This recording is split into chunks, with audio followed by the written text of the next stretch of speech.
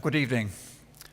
It's always an honor to be invited to give a lecture named after a famous economist. And it's a particular pleasure when that economist is present. It's also daunting, since there's always a risk that the famous economist will disagree with what you say, or perhaps even worse, disagree with what you say that they said. In the present case, the plus side of the account is much magnified by the fact that it is Amartya Sen who's being honored. Like many people, many people, I owe him a great debt. He's profoundly influenced my work and my thinking about economics and about social justice more generally ever since I first read his work as a student in Cambridge in the 1960s. But the degree of dauntingness, if that's a word, I'm not sure, is increased also. Amartya has contributed to so many fields of economics, and on such a scale that one lecture can scarcely do him any justice. If this lecture is Sen on welfare economics, there could equally well be lectures on Sen on social choice, Sen on development, Sen on growth and capital theory, Sen on famine, Sen on rationality, Sen on health economics, and so on, even without leaving the field of economics. But this is, as Kaushik said, the first lecture in a series, and so I'm reassured by the fact that succeeding lecturers can take up some of the many issues that I won't be able to address.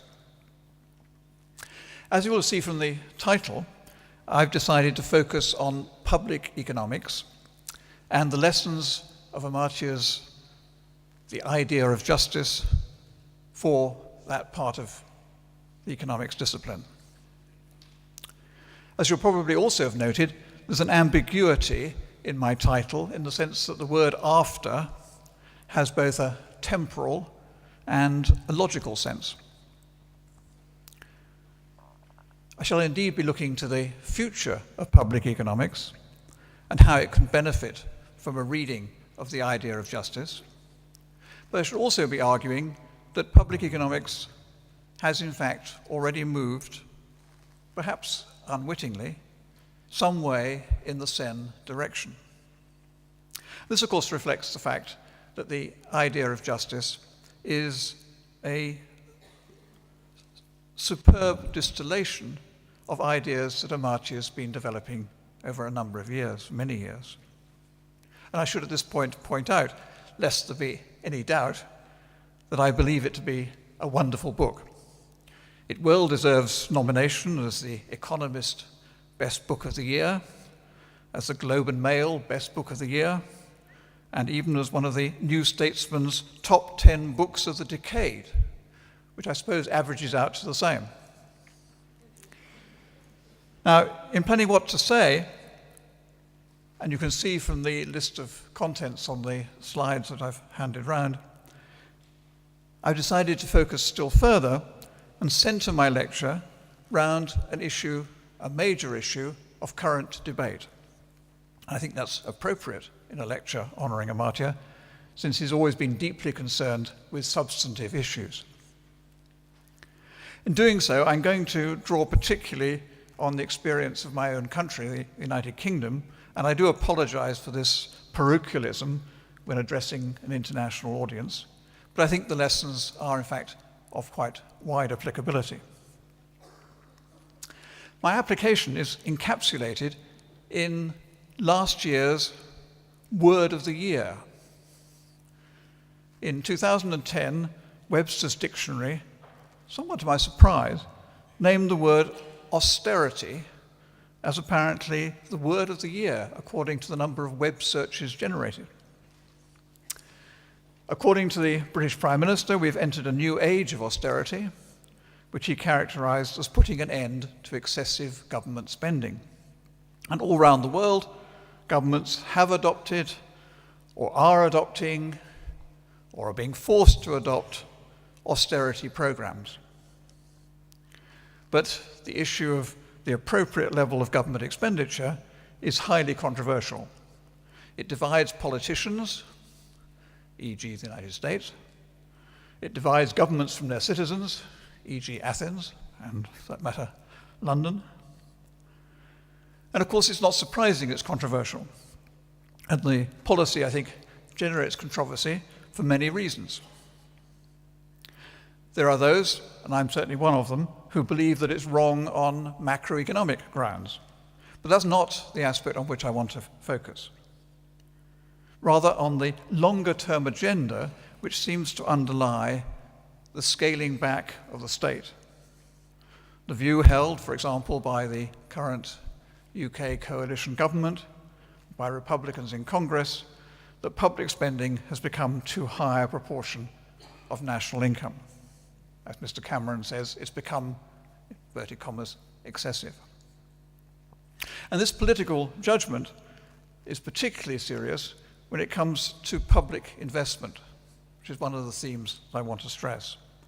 And if you look at the slide 3 on the handout, and I must confess, I had told the organizers I was not going to use PowerPoint, but I forgot when I came to write the lecture, and I forgot I was going to be in a room speaking under a pulpit rather than with a screen. So I'm afraid you have, as it were, the Stone Age version to look at in front of you.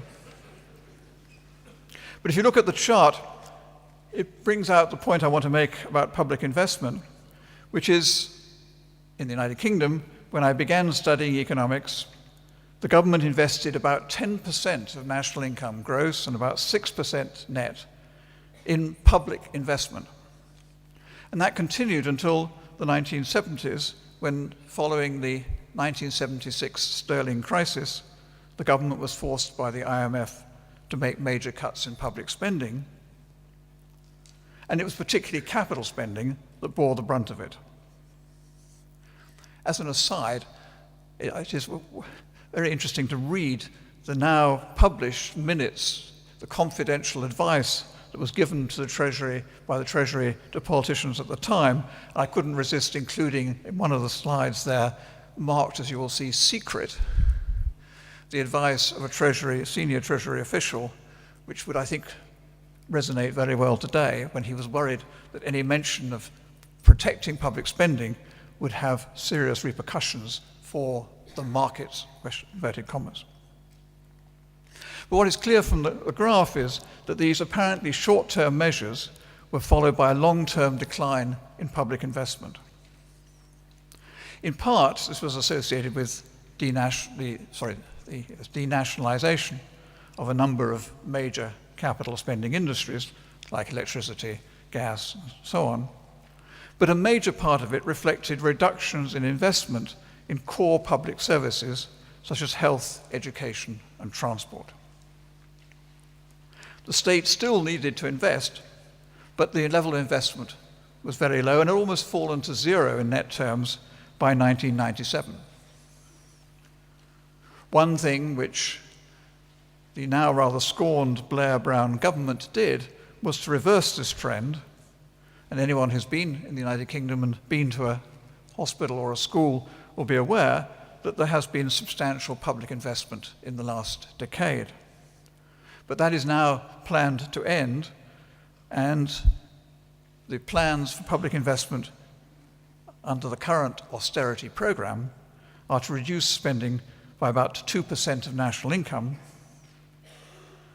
And to put that in more concrete terms, that's equivalent to building 60 hospitals, major hospitals a year, refurbishing 2,500 schools, or building 1,000 miles of motorway. And the UK is not alone in its austerity programs having led to a cutback in public investment.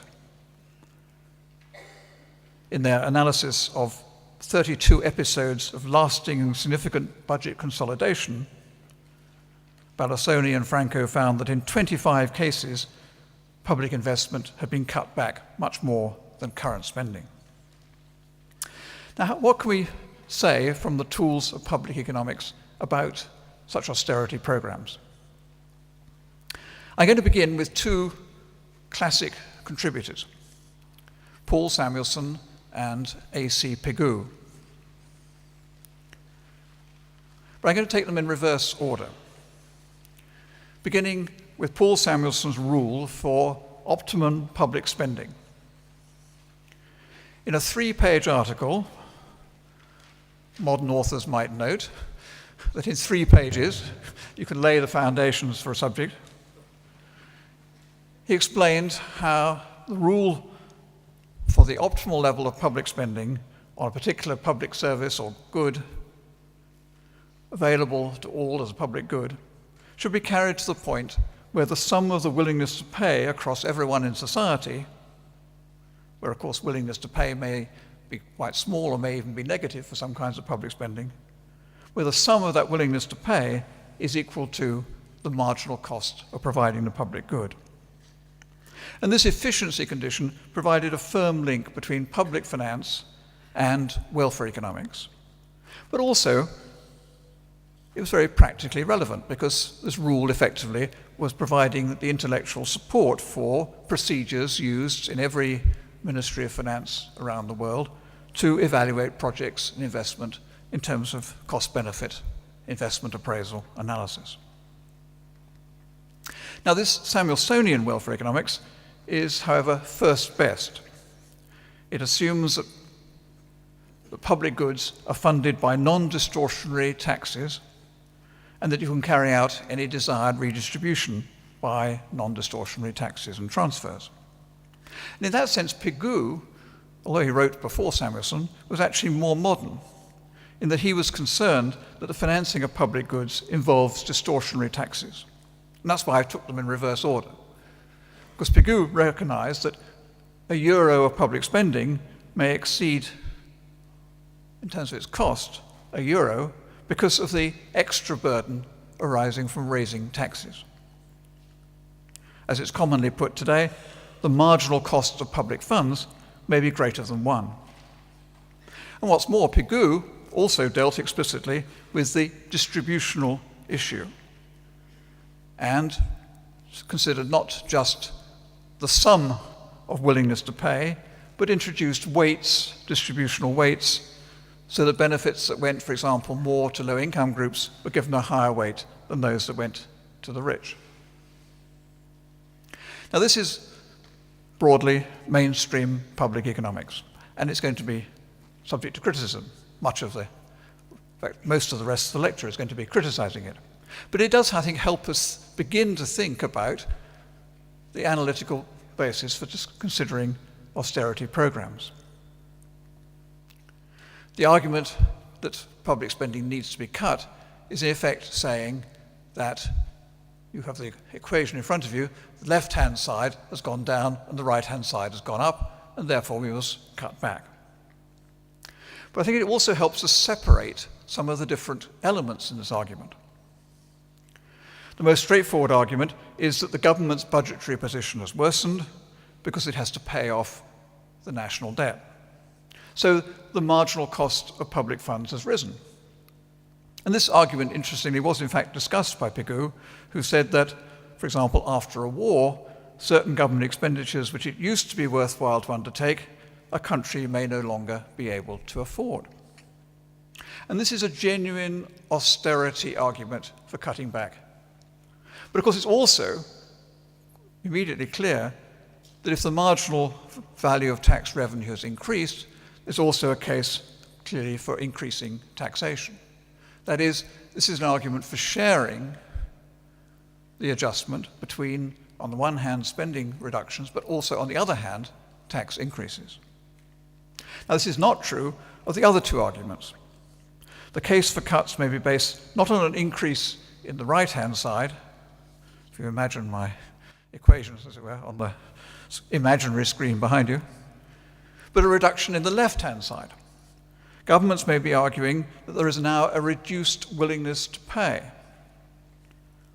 Again, this may be linked to austerity, where lower living standards, people faced with lower wages, unemployment, these people are less willing to pay for public expenditure.